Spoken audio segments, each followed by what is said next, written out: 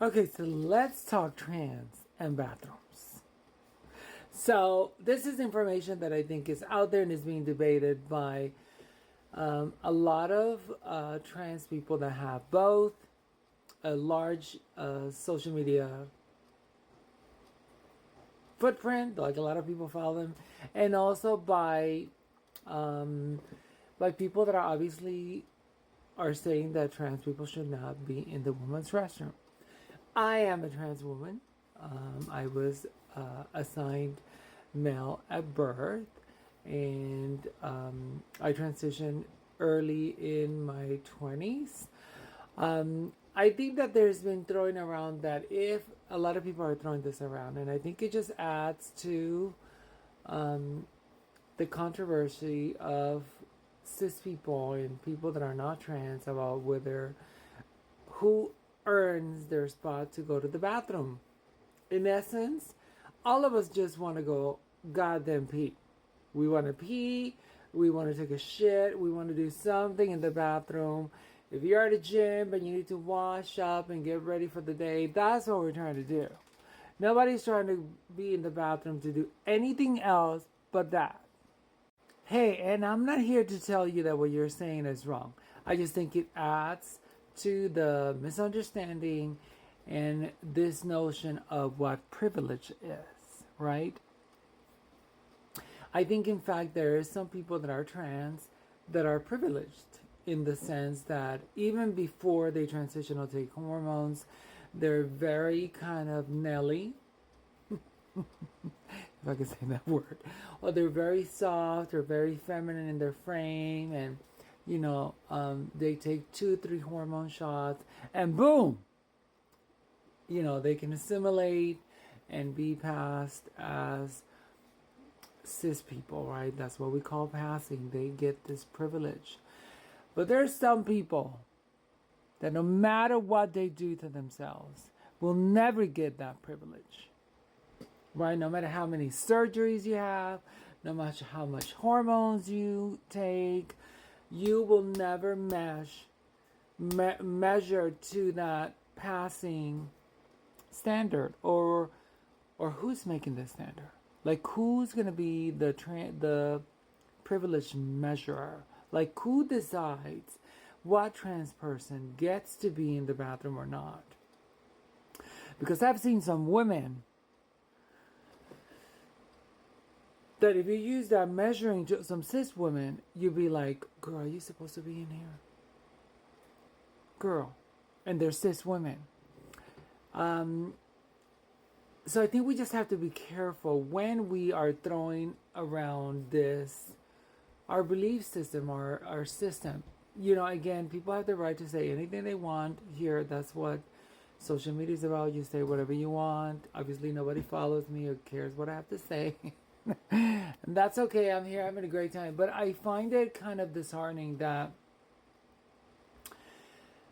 we are using the tools that are used on us on other people that maybe don't measure to what we think we are at now, right? Like, if I'm a trans woman, I think I'm the shit and I look so womanly and I am the most passable thing, that I'm going to now throw darts at people that are starting. Because all of us,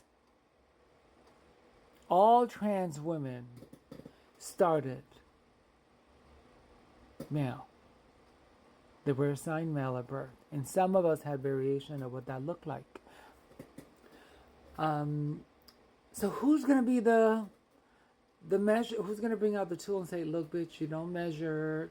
We've looked at your numbers. You don't measure. You have to try harder. Come back next year when you get your certificate. Who's going to give out the certificates? I mean, who's going to give out the certificate?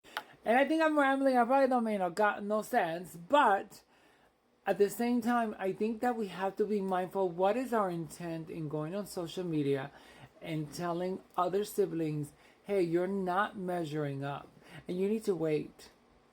Again, this is not an attack on anybody. You have the right to say anything you want. But I've seen a trend of I've seen this gay guy that is so hateful on here. But people that are like in this call out culture of like, hey, I'm going to tell you what you need to do with your life, and this is what I mean. I get it that somebody that is not perceived to be female because maybe they're in their early transition and they're wearing a wig.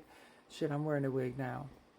I mean, you're practically, a lot of you are wearing wigs too, honey, because you got so much shit in there. It's like one track away from a wig.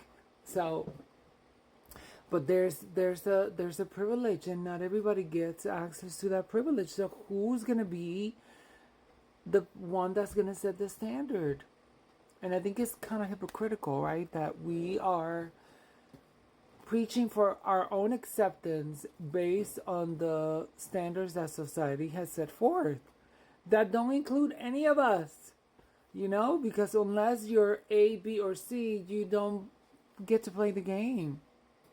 So I'm just telling people, be mindful, know that your messaging can hurt people, you know, and it can hurt trans people that are in restrooms. It could also fuel the fire of anti-hate efforts, you know. So just be mindful why you're posting that. I felt I would post because obviously this is my TikTok and I can. But, and then I get to use this filter also, which I love. I love this filter.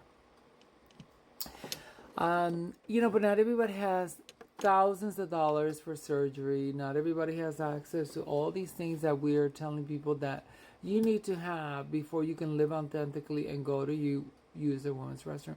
Where do you go? If you're starting out and you have your little wig, you've only been in hormones for 6 months, what do they do? Go to the men's restroom? I have a solution. Make all restrooms gender neutral. Have different stalls for everybody, so it's not a debate, right? You go, you wash your hands, but every stall has a door that locks. So what is the issue? You know, just think why you're feeling this stuff. Again, this is not an attack on anybody. It's just my thoughts of why I'm seeing so many trans people share their points against the same trans community. And it's very Caitlyn Jenner to me vibe. Very that.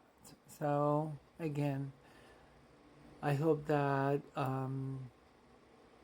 people don't get hurt out there while this messaging continues to go. That's my main concern. People getting hurt, people getting harassed out of a bathroom. So if you are a person that's, spilling all this stuff, why? What's the purpose? What is your end goal? To give more fuel to the non-trans people about